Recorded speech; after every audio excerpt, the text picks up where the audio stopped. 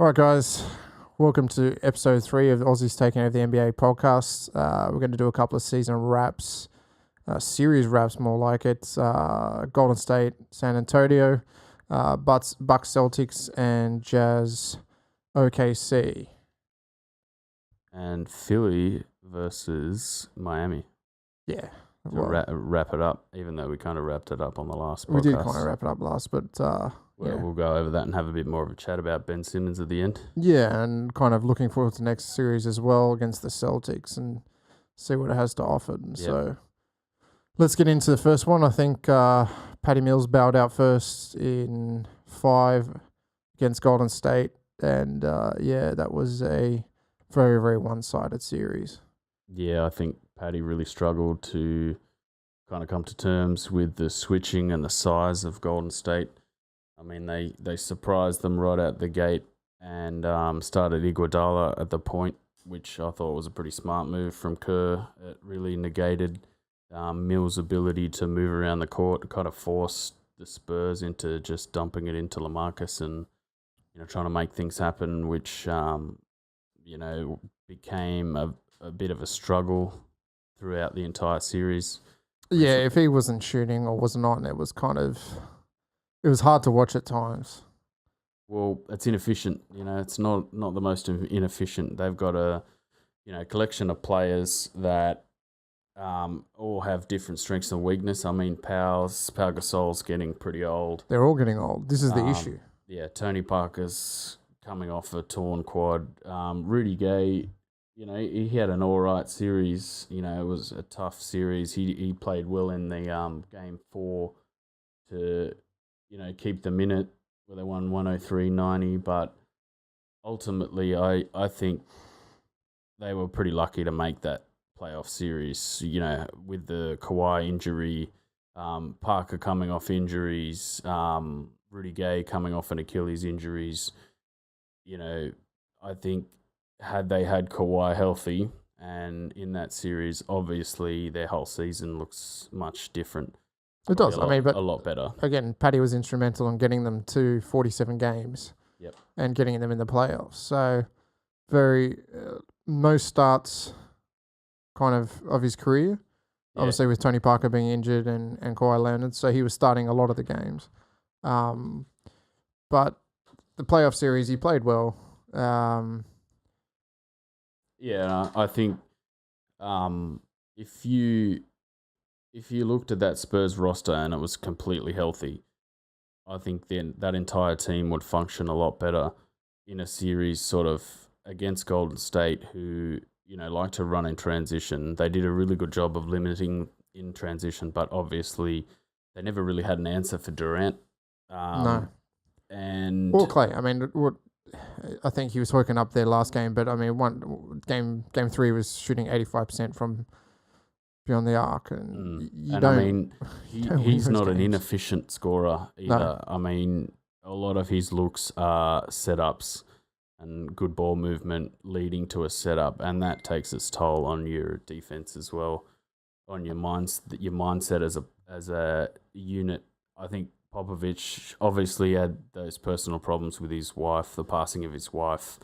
I think that would have had a bit of a mental effect on their team. I mean, trying to pull out a series when you're going up against one of the best teams in the league. Yeah, it's a dynastic team, and they weren't quick enough, firstly, to play that series. Gasol, Ginobili, Parker, these guys are all getting into their late 30s, if not 40. Yeah, they're not quick enough to play against even a young Quinn Cook or, even Draymond Green or Iguodala. Yep. You can't. They can't set Paddy up to score. They really had no outside shooters beyond Paddy. If LaMarcus Aldridge isn't pooping it into the bucket, then you don't even know what's going on. And against a team that's well coached like the Warriors, I mean, dumping it into LaMarcus has kind of been their strategy for the entire season. So it's not. He's been a quality scorer all season, and ultimately he's had a very good season for them. But it's playoffs. Well, it's not. You guard him harder. There's some harder fouls. Gets into his psyche. Misses a couple, and if you're a one-man team, and we're seeing it from LeBron in the East, does not mean you are going to get there. But it's also it's an inefficient way to run your entire offense. I mean, if that was part of your offense, then all right, that'd be a good way to switch it up. It's a backup. But ultimately, what restricted a lot of Paddy's ability to score was not making runs off the ball, coming off curls, somebody holding it at the elbow. Essentially, Golden State did a really good job of baiting them into throwing it into Aldridge really early in the possession. Yeah. And he likes to try and bully people and score, and that gets him going, and that that really sets their offense to get in motion. So I mean, ultimately, it's not a strategy where you're going to continue to grow as an offense. No. By continuing on using this strategy. I mean, if they could have switched and set up some dishes out to Mills, or I don't think Davis Bertans played many minutes, but he's been running a good pick and roll game with Mills for most of the season. A good pick and pop game. He's a good shooter, but the extra length that they ran for most of that series with Iguodala playing the point doesn't allow Paddy to get anything off, unless he's pretty much in the clear. And he's not a player who gets to the line either. He doesn't like to go to the... He won't drive. And he's undersized. So, I mean, he can't say that he had a poor series. I think he had an all right series with under the circumstances. The tools definitely. he was given. Yeah. But, I mean, going forward, there's some pieces they need to sort out. Look, I don't think they're going to have Kawhi Leonard next year. Well, who knows what's going to happen with that? That whole scenario is just... Ginobili's playing on, apparently. Well, he's 40 and he's a good experienced guy. They've got some young guys. I mean... He'll play good bench minutes. Parker's playing on. I mean, when does rebuilding start for this team?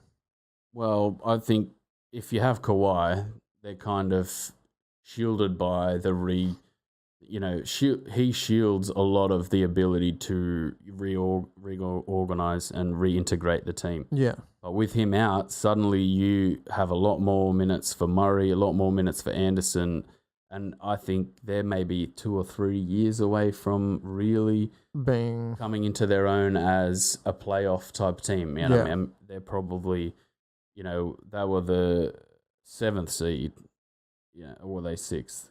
No, they were 7th. They were 7th, so 2-7. Yeah, 2-7. And that's probably about where they really are without Kawhi. I mean, Murray played a lot of backup at the point for Patty Mills, and he ran a lot of the second unit stuff, which had a lot less LaMarcus Aldridge.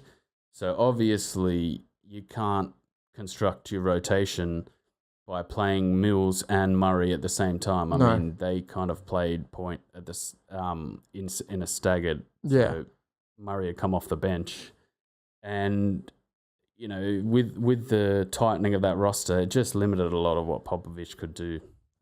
That was always going to happen. It was no doubt that series.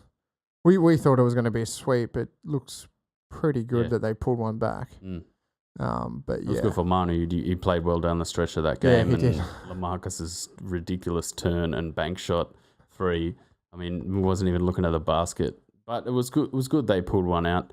I don't know if Patty Mills really could have had more of an effect on that series at all. No, he was cut down by the size. Yeah, outsized, outmatched, and I wouldn't say Kirk outcoached Popovich, but essentially running with that larger unit really negated a lot of what makes Patty's offense tick. Yeah. And whether or not he was coaching to limit Patty Mills, there was probably some aspect.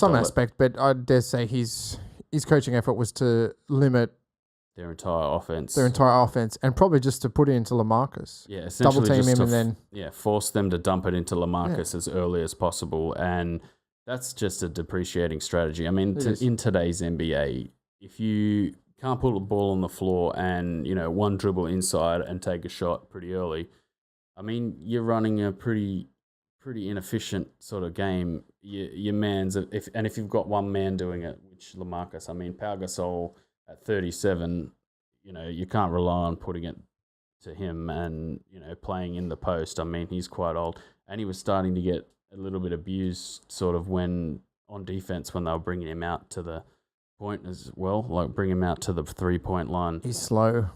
The team's too slow. Well, it's the sum of what they've built, really. Yeah. I mean, they've been a dynastic team for 10 years. You can't stay on top forever. And interesting to see how they rebuild next season. Yeah, it will be interesting. I think depending on what Kawhi does, I mean, whether Kawhi stays really ultimately decides how they're going to go changing their franchise. So it'll be sort of interesting to see.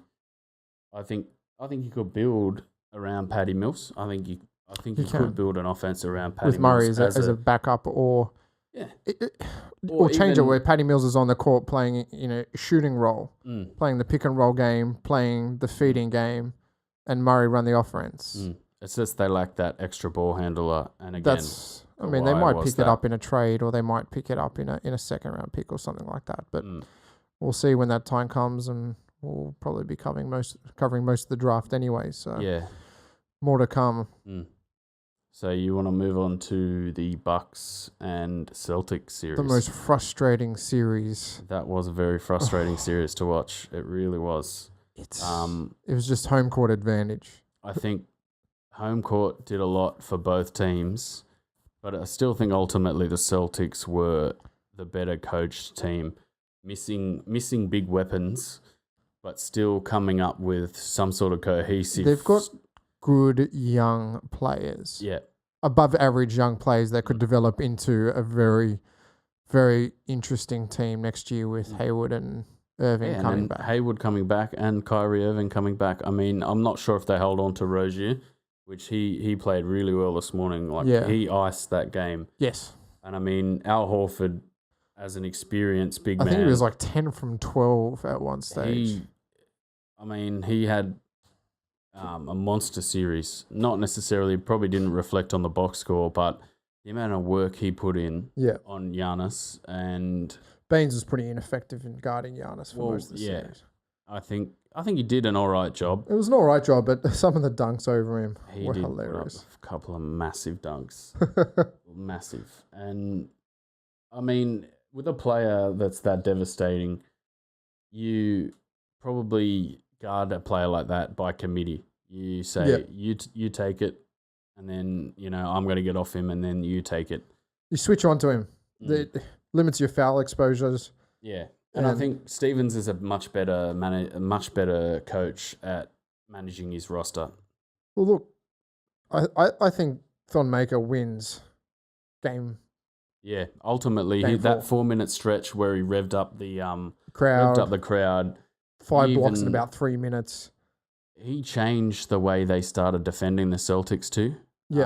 The physicality, his ability to switch above the break was really crucial. I mean, I think they were still searching for a roster that could manage that series until he came into the game. He changes approach from a traditional center, just standing, waiting, moving sideways. He took the players on and moved laterally with them, and was able to come around, because they were trying to hook around him, and he's 7 foot. You can't hook around a 7 foot player. They made that mistake, but again, they adjusted. Yeah, the Celtics. Game 5. They did, and Tatum and Brown, 2 young guys with nothing to lose. I mean, the experience that they've gained, there's really nothing to lose, because I think a lot of Celtic fans could have looked at this playoffs run without Kyrie and without Hayward and just gone, whatever, throw Tatum and Brown to the Wolves, see if they sink or swim. There's nothing to lose here. They've got 2 or 3 year, they've got a 2 or 3 year window where they're going to grow with Kyrie and Hayward. Yeah. And they had nothing to lose. Which kind of made this series unusual, like the way it played out. Celtics shouldn't have won this series on paper. Yeah, on paper they shouldn't have won, but they did. Well, I think it's a lot of that's down to Stevens, and a lot of that's down to the way Al Horford played, and then their young guys, fighting through adversity and just having a crack in the end. Baynes definitely a quiet series though. Yeah, well, I don't think he's not a blockbuster center or a blockbuster forward. Doesn't rely to score. I mean, he sets picks and he kind of handles at the elbow a little bit. But ultimately, he come off the bench and got the crowd fired up in that second half stretch this morning. A couple of good offensive rebounds. He's best. He's a big unit. He's not skinny. Nah. And he needs to use his body more in the offense. Like Steven Adams, that game he played and just sat back off everything. The dude's a massive guy. Well, he's got a lot more finesse about his game too, Steven Adams. I know he's a lot more finesse, but in the playoffs, a little bit more aggressive, get the body involved, put your weight behind it. Yep. Get the tip in, or at least gets the offensive rebound. Yep. But again, ineffective against guarding Giannis. You're not going to get many minutes. Giannis comes off, he goes on. That was pretty much the way it was. Yep. I think by game 4, they realized that he's not going to stop Giannis. No. And switch on to Horford. That game 4 ended up being a tight game. I think we covered that in episode 2. 102, yeah. Even the way they came back at the end of that game with Tatum and Brown kind of, just taking the ball and just trying to score with the breaks off, just trying to do what they could to score and get back into that game. I think it really gave you an idea of the way Milwaukee was coached. They seemed to tighten up in the big moments a lot in that series. Yeah. And I'm not sure, how their coaching structure differed when Kidd was fired, to how Prunty came in and is running the team, but they just didn't seem to be that well coached down the stretch. I mean, to have Maker come off the bench and change a series in a game 3, especially with doing nothing, games 1 and 2. Yeah, he didn't even get on the court. No. It kind of sends a signal and sort of makes you think, well, I mean, even Delhi came off and had some good minutes in games 3 and 4. 3 and 4, yeah. But ultimately down the stretch of that series, both of their guards were unplayable, really. Bledsoe and Dellavedova, they were really struggling. Delhi was sort of struggling to run pick and roll on the offense. He's coming off a bad season of injury. I think that Which really is understandable. Played a lot into his shot. He was distributing the ball a bit better that game, I think. Yeah. 6 assists. He was running pick and roll with Giannis pretty good. Yeah. Which was good. He plays a bigger role next season. He gets himself fit. Yeah. And he will definitely play more minutes next season. They can build their offense around him. He plays well with Giannis. I honestly think they need to get a traditional center. Yeah. They need to get a traditional big man. If they can play two big man game, it might suit Giannis a bit because he can bully. Yeah. I mean, for a big man, his finesse game, his shooting is just out of this world. Yeah. But I mean, I was telling you before we started this that everything about him in this, or most things in this series, felt really inefficient. Giannis just felt so inefficient. He wasn't getting easy buckets. Everything that was in transition was being limited. Every time, like most of his post-ups were either doubles or backing down someone so far from the basket that, he'd have to attack and either try and lay it in around someone, which he's capable of doing, but it still felt so inefficient. I mean, he wasn't getting easy buckets. That's the measure of the playoffs. Yeah. It's that step up. It's that little bit extra on the defense. I mean, every series you see it. There's no easy games. There hasn't been an easy game. And saying that, probably the Pelicans Trailblazer series, there was a few easy games in that. But there hasn't been an easy game. And that's a measure of the defense of the Celtics. Yeah, and I think both of those teams, Celtics and the Bucks, defended really well. And both teams had moments where they froze a little bit, which is Bucks understandable. defended well at home. Yeah. The first 2 games at Boston, they were like a fish out of water. Yeah, they were a bit all over the shop. Yeah. You pinch one of those games, it goes towards the Bucks. But the coaching of Boston. It Yeah, wins ultimately down the stretch, the big moments, mm. and I think and Brown Terry Rozier down the stretch of that fourth quarter. A lot of the shots he was getting were either wide open or they were, made shots off of coaching schemes that would get him open or get him a shot. And ultimately, I didn't see much of the Bucks where they were making the game. They were fighting easy over for themselves. every shot. Apart from Middleton, the odd little flurry that Middleton had, was lost in the general sort of clunkiness of their offense. I mean, he had 7 from 8, I think, in game 5 to stay in the series. Game 6 to stay in the series, where Giannis just went crazy. Yeah.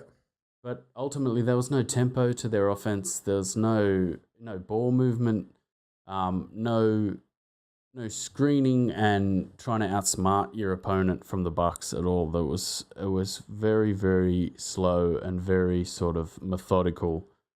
And ultimately, similar to LaMarcus Aldridge, you can't just keep relying on that kind of slow offense. Yeah. Yeah, again, for me in mind, a traditional center will bolster their Even if it just staggers Giannis's minutes a little bit. Yeah, or gets him into more short bursts of attacking, followed by holding up. But whoever takes, I mean, if Prunty stays on, I'm not sure what's going to happen, whether they're going to keep Prunty or bring in another coach. Yeah. But whoever takes that offense is gonna. They have to structure it in a better way. Yeah. They have to structure it more as a team instead of a single man. Yep. I mean, Middleton went nuts today and had a really good game, but the rest of the team struggled. Delhi didn't do much today. Nah. Pretty ineffective. Maker had an okay game, shot okay, but ultimately, minutes, Thon Maker coming off the bench, giving the team a lift. That's one aspect of the series. But to then, I think he started game 6 and game 7. I mean, he's not a piece that you need to put in your team and suddenly, I found a piece and this is what I need. This is just what we need. I mean, he's still raw and he's still raw. I think he plays better as a shooting guard myself. Yeah. I don't think he's a center in any way, shape, or form. He can switch on to a big man, and guard them. But I think, playing him as a small forward and then ask him to guard the perimeter would be interesting. Yeah, but ultimately in a playoff series, for a player like Thon Maker who hasn't played at all this season or rarely played this season, now it's not the time to be trying crazy things. Not really a young team, but I think still a raw team with talent. I mean, you've got the Greek Freak. You got to get something out of him. And making the game easier for him. Yep. And even though he makes the game easy for himself, some of those step backs that he was hitting were just ridiculous. And even just the 2 steps from the 3-point line. Just 1, 2, even a couple of just crazy Euro steps around Baynes. I mean, just so dangerous. I mean, if you could focus that offense and get it moving a little bit more, get the ball moving, play a screening and rolling a little bit more, then I think they could have done a bit more. But ultimately, that comes down to coaching and changing the coach halfway through the year. It's ultimately where your chips lie at the end of the season. I think that last game against Philly said it all. Yeah, that was a drubbing, wasn't it? That was a drubbing. Look, they should have won this series. Boston found something. They coached well. And then, again... I don't know about should have, to be honest. I mean, on paper, maybe, but... I mean, sometimes it's an on-paper game. They're a young team. Do you think they would have pulled that out in their first playoffs? With 2 of their big guys, out of the series. It went to a 7th game. Yep. They didn't play as well away from home. Yep. So it was that home court advantage that got them through in the end. You flip it around and you play the Bucks. Do they get there? I don't know. If the Bucks have home court advantage, I don't know. I feel like today's performance, the Celtics could have pulled out at any point during the series at either ground, either court. I just didn't see the Bucks being able to pull that out in either court, like pull a performance like that. You know, the performance they had in Game 3, sorry, their first one at home. I didn't see them being able to pull out another performance like that away from home. Yeah. Mainly because of just the way they're coached. Yeah. I think if a new coach comes into that team, they'll be licking their lips. Like, that's a roster with some great pieces. Some talent. Yeah. They just got to play differently. They've just got to sort out Giannis, sort out their guards. Yeah, and I think Middleton just had such a good series. He's such a nice player to watch. He's just got such an elegant mid-range game. You know, elegant pull-ups off a screen. They just ultimately didn't go to him, but you know that is what it is. So we lose Thon and we lose Delly. We do, but Baynes continues on. Yeah, he goes on to play Philly. Joel Embiid. Yeah, that'll be very interesting. I wonder how many minutes he'll get against Embiid. 0. He plays. I think he plays well against Amir Johnson. As soon as Amir comes on, Baynes will play well. Or maybe Ilyasova away from the basket a little bit more. Yeah. Plays his size game, plays his weight. But against Joel Embiid just have his way with him. Ultimately, I think Horford's going to play on Embiid in that series. Even then, I think. And that's going to be Horford played pretty well in this Bucks series. So he did, but Joel Embiid's a different beast. Yeah. He's not Antetokounmpo. He moves around plays. He draws, I think, second most fouls drawn in the league. He's going to knock some of their guys out with 3 fouls pretty quickly. You know, you got two guys guarding him in Baynes and Horford. And that's not necessarily fouling him is not necessarily his game too. That also comes down to the way your offense runs. Yeah, running him into fouls is a big part of the way Simmons can. Simmons just distributes hold the ball, and dominates. Drive and sort of kick low or kick out to shooters. Yeah.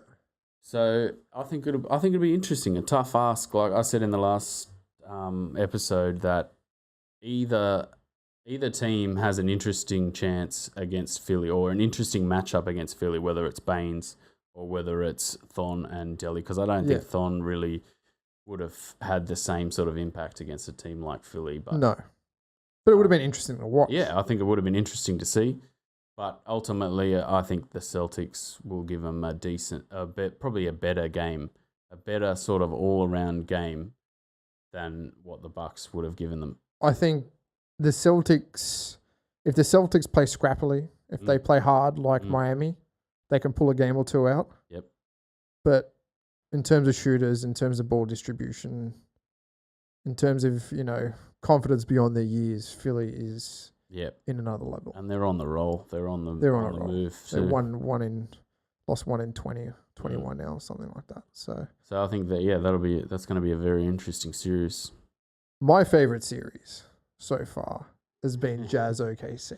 That's just been fantastic, hasn't it? It's been the best series to watch. It concluded yesterday in a somewhat farcical fashion.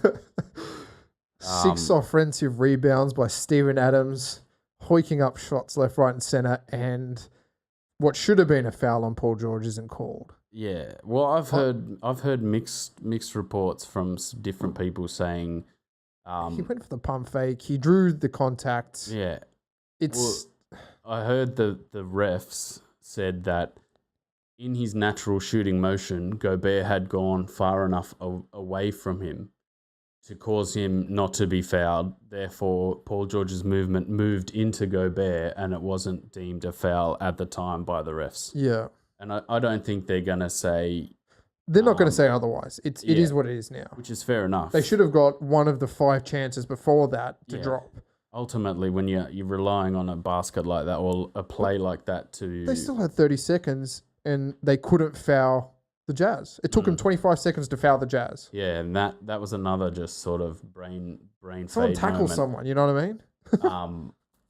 sort of indicative of OKC in that series. They just made a bunch of brain dead plays, some bonehead stuff. We called Westbrook. We said Westbrook would have one ridiculous game. Yep. And game 5 of that series, he pulled magic out of his hat. Yep. And he was just shooting ridiculously well.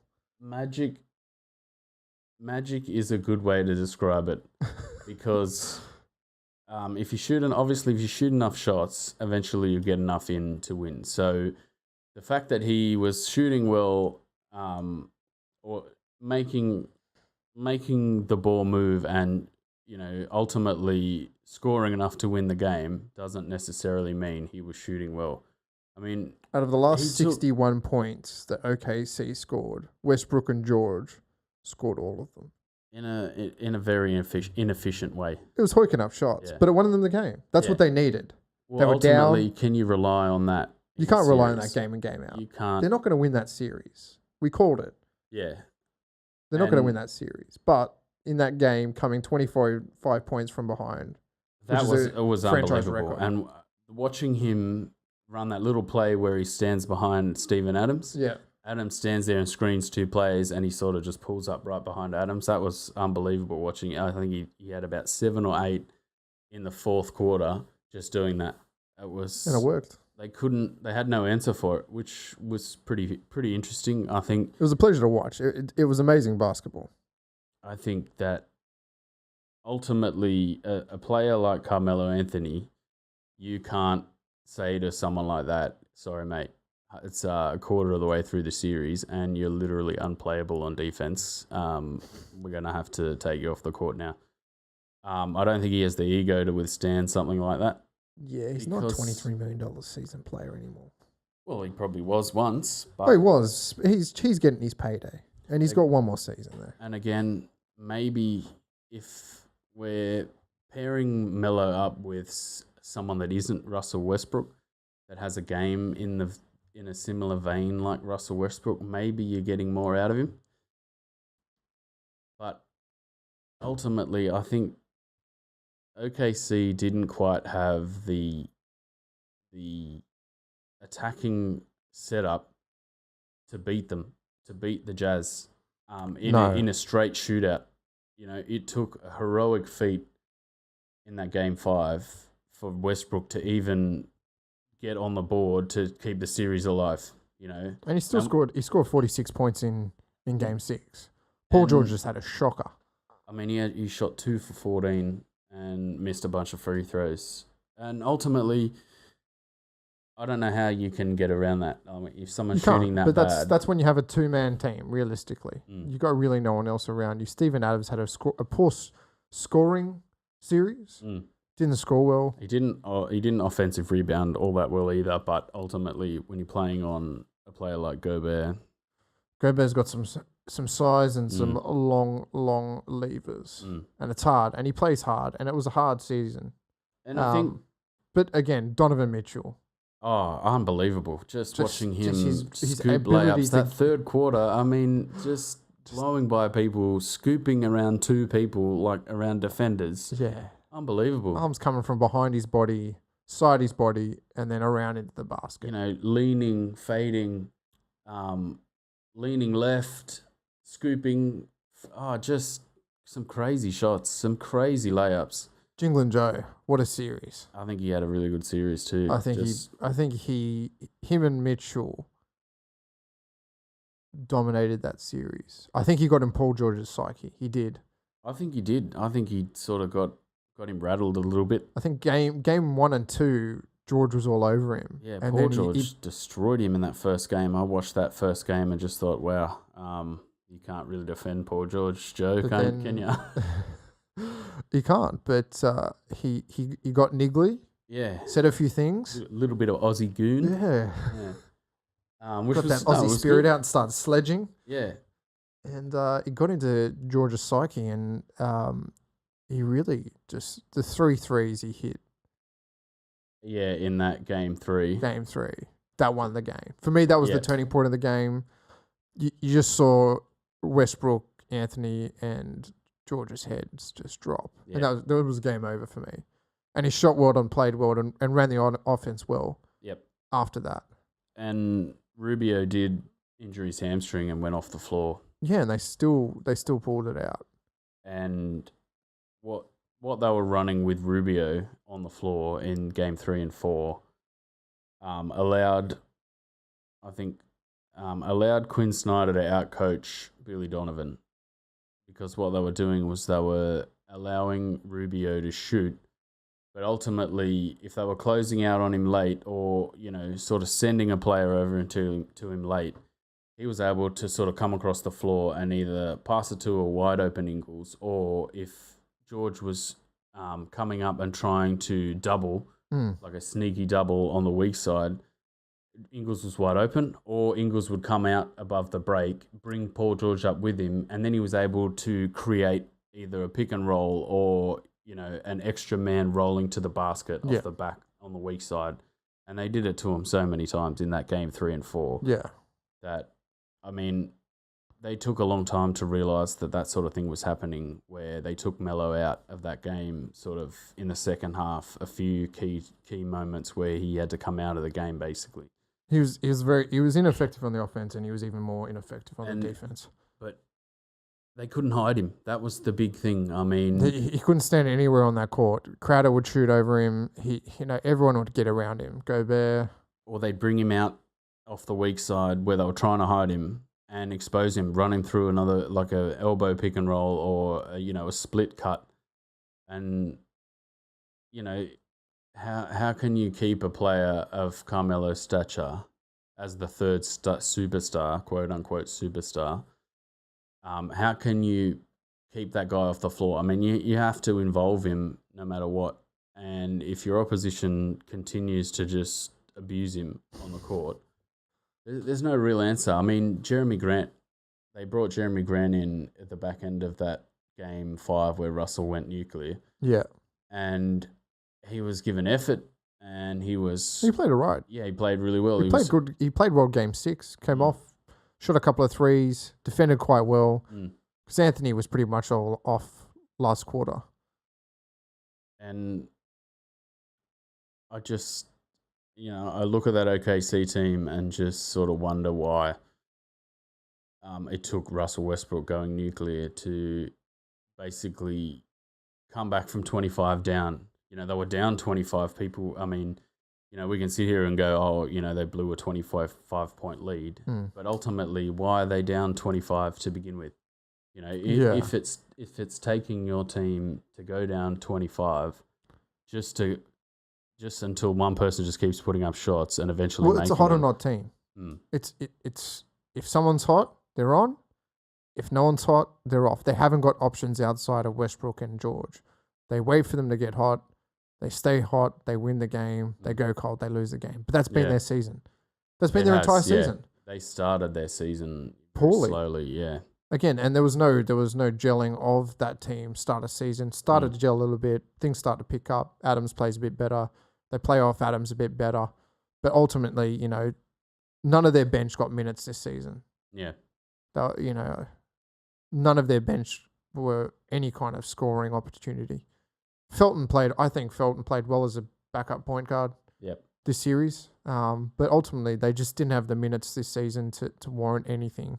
And, Jazz, with the well-rounded team they are, I think that everyone in their team was well-rounded. But just some news in Rubio's out for 2 weeks. Okay, yeah. So that'd be interesting going into the next series. Potential for Exum to pick up more minutes. Yep. I think he was pretty ineffective this series. But again, wasn't given the opportunity to get in. No, I think with the way Mitchell played, there was really, and the way he guarded Westbrook really well also, there really wasn't much need to bring him out. No. And, I mean, a couple of times in game 3 and 4 when Exum was on the court, there was a few turnovers. He comes out, he tends to turn the ball over early, gets strong, and starts. I don't think he's the kind of player that comes out for 2 minutes and makes an impact. He's the kind of player that you need to put in for 6 minutes, wait for him to get warm, and then he'll start to do things. And he is good. He's quick, long levers, 6'6", so he's a big point guard. Good drive and attack game. Good drive and attack. But again, it's something that Mitchell can feed off. It's something that, pick and roll off Gobert or Crowder. These guys are quite strong players. Yep. Maybe more minutes, and Jingle and Joe shooting from the from the corner. He was shooting from everywhere, just raining down threes. Most underrated player in the NBA by far. I think he had the second most 3-point makes. I think it was behind Korver. Percentage. I think it was 46.5% season. It's just it's great to see, because as well as he's not a superstar caliber personality. No, and he's pretty unassuming, and he ran their offense all season. Yeah, that's the big thing too. I mean, when we do a season review, we'll sort of go into that a little bit more. But last year he didn't have the ball in his hands a lot. No, I mean, he didn't play all that much, but he didn't have the ball in his hands a lot. And having a new point guard come in, which was Rubio. I think Rubio suits. I mean, Rubio and Mitchell coming in this season, their play has suited the style of that team. It suits Ingles as a secondary ball handler. Yep. And for his personality, he looks like he's quite happy to give up the ball and get to his spot and sort of put up a shot or wait, or move. He's not an ego player. No one in that team's an ego player. No, yeah. They're there, they're a cohesive unit, they're well coached, and they've been really on a run after Christmas. Before Christmas, I think that, fresh, new, not gelling, come Christmas, gelling. Yeah. Moving a lot forward. Of that was Gobert, like bringing Rudy Gobert back. Favors started the season quite well, and he's developed really well. And I think he had a good series as well when Gobert, because Adams kind of copped some weird foul trouble in the first 2 games, and then in the third and fourth, he was off the court a lot when they were making their runs. He had the best of their plus minus of the OKC team. And that game where Russell sort of took control of that game, Gobert went out of the game. So there was that type of game within itself where, Donovan Mitchell was able to get Adams off the floor, whereas I don't think OKC really wanted to try and get Rudy Gobert off the floor. No. They didn't seem to want to go at him a lot. They didn't seem to just, have the fearlessness that Donovan Mitchell had, where he just kept going at, I don't care who's in front of me, I'm going at you. I'm driving at 7'2". Yeah, I don't care who it is. I'm going to go at you and try and score. And that's where, the game within a game where maybe OKC could have done better to try and get him off the floor. But I don't know if Westbrook's the type of point guard that's going to see that within a game and try and make that happen. No. So I have to give to Westbrook. He wasn't stat loading this series. No, he was honestly trying to win this series, which is fair enough. I mean, if you get there, you can have your MVP during the season, but when it come playoffs, he did try and win it, but I just don't think he had the right team around him.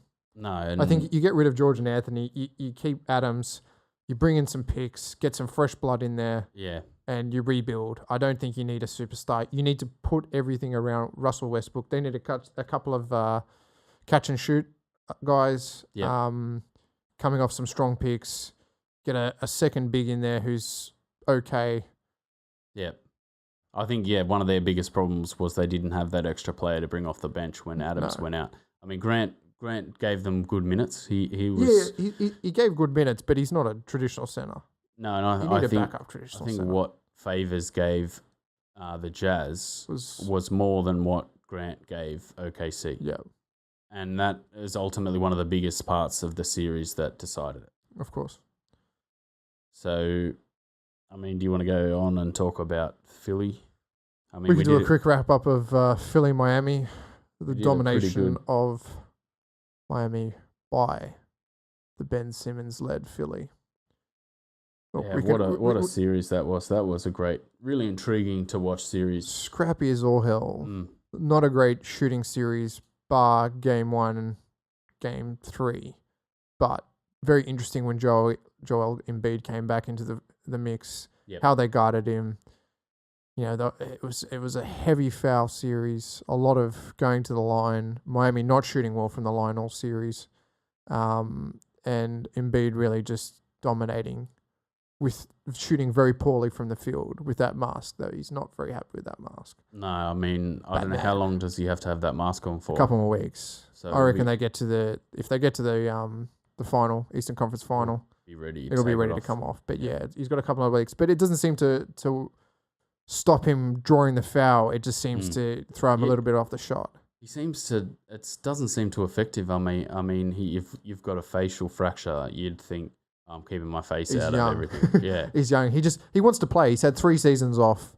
He played 36 games last year. He didn't play the first 2 years. He's gotten to the.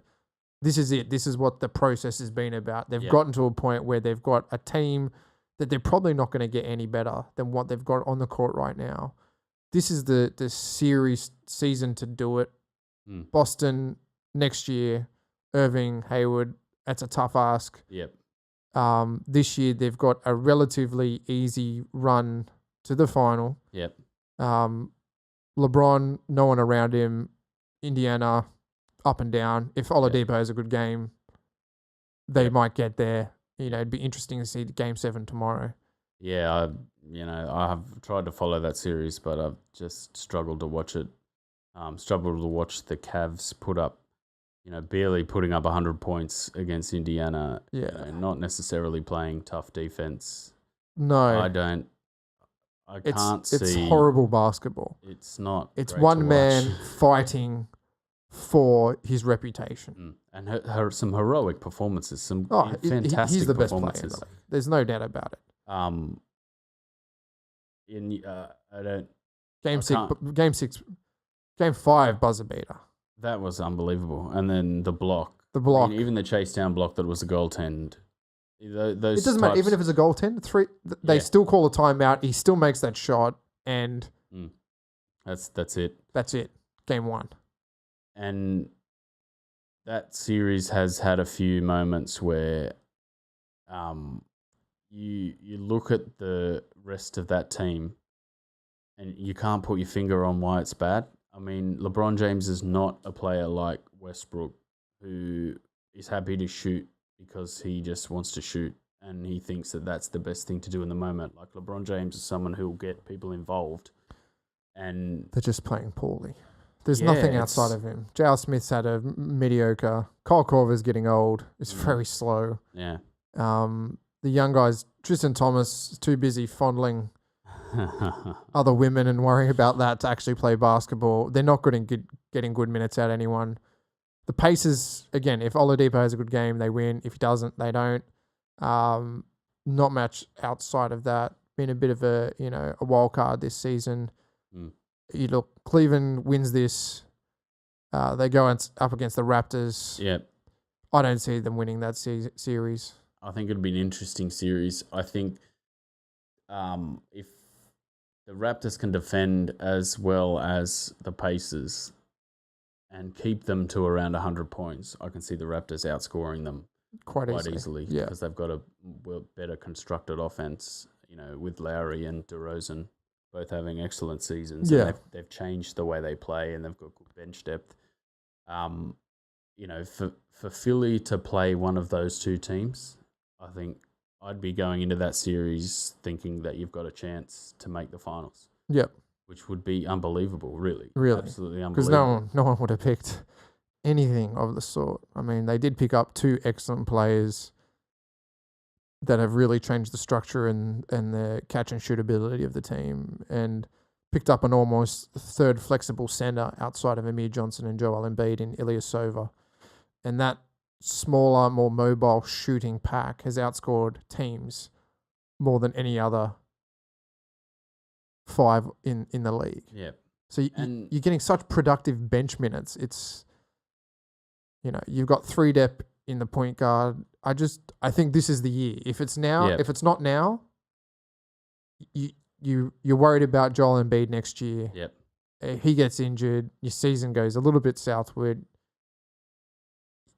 It's this ultimately, if they can get a lot more games out of Embiid next year, Ben Simmons, I think regardless of how their team develops, he's going to continue to grow into the same all-around player, regardless of who they put around him. No, they can. He's very LeBron in that way. Yeah. He's completely unselfish.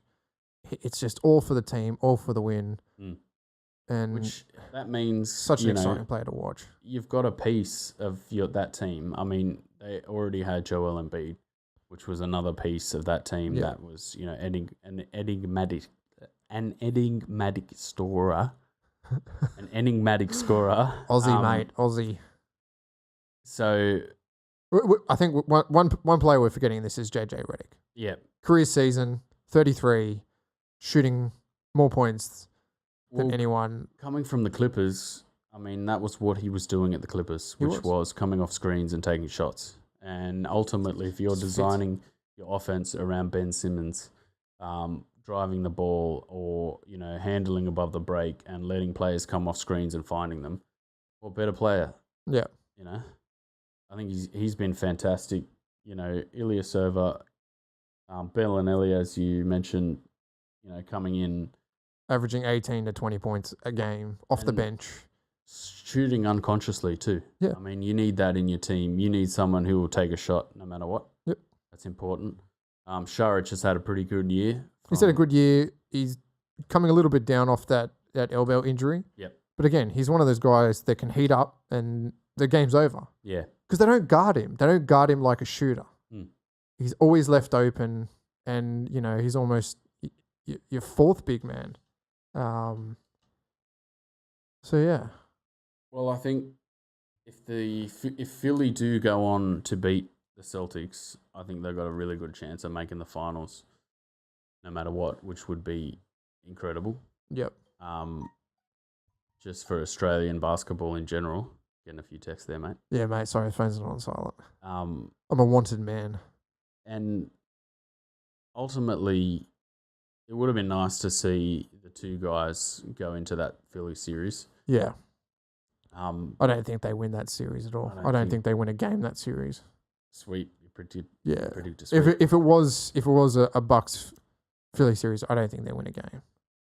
I think Philly's just too well coached. I think people are only really starting to understand how well they're coached. Yeah, Brett Brown has had nothing for 4 years. They've played the pick game well. Mm. They've stacked their picks. They've traded off guys that they've built up a little bit and traded off for picks. Mm. They've still got a couple of good picks this year. Yeah. They got number 10 in the first round. If they pick up someone that can slot in another catch and shoot young gun, I mean, the sky's the limit.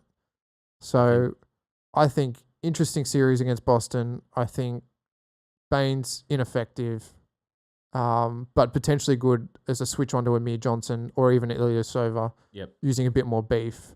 Wait till Embiid comes off, get some good minutes out of him that way. I think Ben Simmons takes control of the whole series. I really do. I wonder how Terry Rozier, how he copes with that matchup, because he's very undersized. I think he's 6 foot. So Simmons 6'10". Point guards don't come much bigger, but he doesn't play like a 6'10". Mobile he's 6'10". quick. Yeah, he's quick off the step as he is on the run. He will run all game. He's got lungs. Mm. Even Embiid's got lungs, which is amazing for a big man. Mm. They're fit. They're healthy. Exciting series. Brad Stevens has got his work cut out from definitely coaching. Good coach though, so it'd be interesting to see. I think Miami were coached well, and they played that series the only way Miami could play that series against Philly. They were just unlucky that they didn't drop. Essentially, all Miami really could have done in that series was to send the game into a scrap. So they did. Take the parts where the game sped up and drag them back again. Yeah, which they did quite well in parts, but they did well with fouling and timeouts and stopping the run. As soon as Redick or Bellinelli get on the run, call a timeout, foul, slow the game down. Yep. It was the right thing to do. I don't think that suits Boston. No. Boston are a quick team. Yeah. I think if you play quick with Philly, I think you get beaten quite easily. They're just another beast. It's like playing quick against Golden State. It doesn't work. So he's got an undersized team. Philly's a big team. He's got an undersized team. I don't know how he plays it. Game 1's going to be great. Yeah, I think it's going to be a very exciting series. So you want to do some predictions? Some series predictions? Series predictions. I think Philly go 4-2. 4-2. I think Boston, the crowd at Boston, I think they pull 2 out at Boston. Okay. And I think Philly win the 2 after that. It was quite interesting that they really dominated in Miami. Yeah.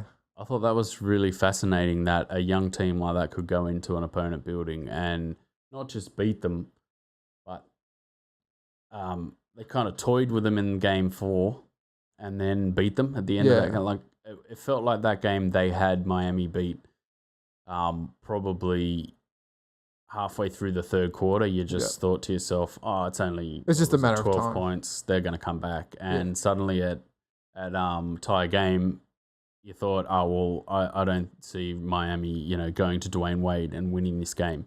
No. Which ultimately they did, and they lost that game. See, for my mind, the worst thing that Cleveland did was trade off Wade. I'd keep him. He's played with LeBron in big games. He had a good series against Philly. Played well in every game. They got good minutes out of him. He stays at Cleveland. I think Cleveland win that series. Yep.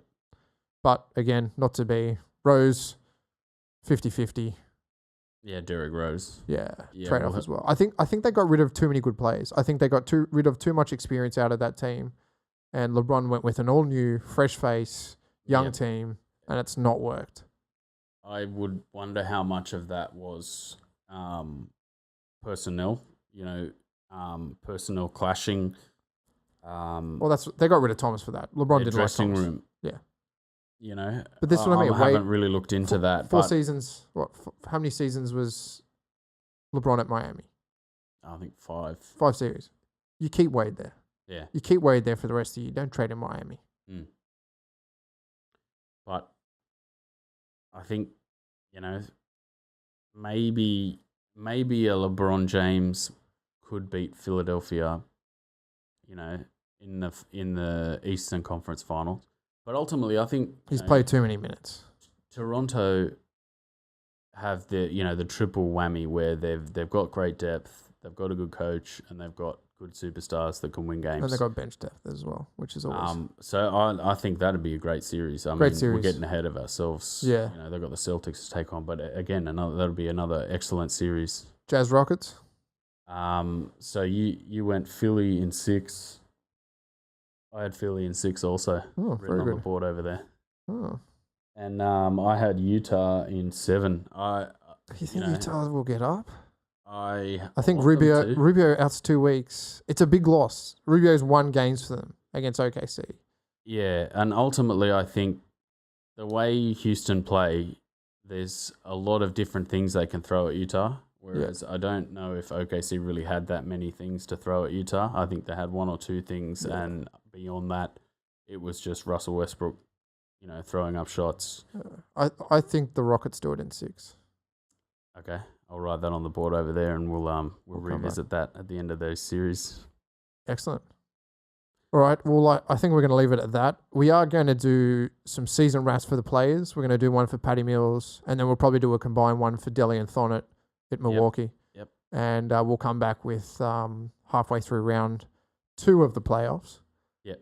And give you a bit of an update on what is going on. Yeah, through the week. I think that Rockets Jazz starts tomorrow morning at 5. It does. So I'll be getting up for work, and I'll probably put that on the telly if it's on the telly and watching it. Early.